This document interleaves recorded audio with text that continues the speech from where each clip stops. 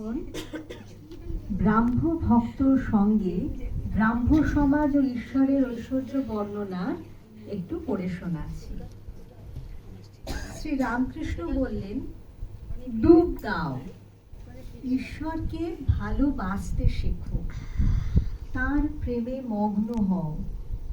দেখো, তোমাদের উপাসনা শুনেছি, কিন্তু তোমাদের ব্রাহ্ম সমাজে ঈশ্বরের ঐশ্বর্য অত বর্ণনা করো কেন?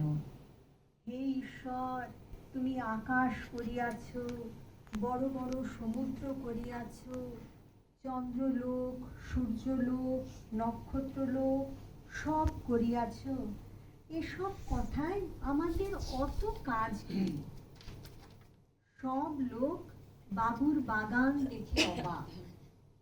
কেমন গাছ, কেমন ফুল, কেমন ঝিল, কেমন বৈঠকখানা, কেমন তার ভিতর ছবি, এই সব দেখেই অবাক। কিন্তু কই, বাগানের মালিক যে বাবু, তাকে খোঁজে কজন? বাবুকে খোঁজে দু একজনা। ঈশ্বরকে ব্যাকুল হয়ে খুঁজলে তাকে দর্শন হয়, তার সঙ্গে আলাপ হয়, কথা হয়। যেমন আমি তোমাদের সঙ্গে কথা করছি, সত্যি বলছি, দর্শন হয়। এ কথা কারেই বা বলছি, কে বা বিশ্বাস করে? শাস্ত্রের ভিতর কি ঈশ্বরকে পাওয়া যায়? প্রশ্ন হলো এটা। শাস্ত্র পড়ে হয়তো অস্তি মাত্র বোধ হয়, কিন্তু নিজে ডুব না দিলে ঈশ্বর দেখা দেন না।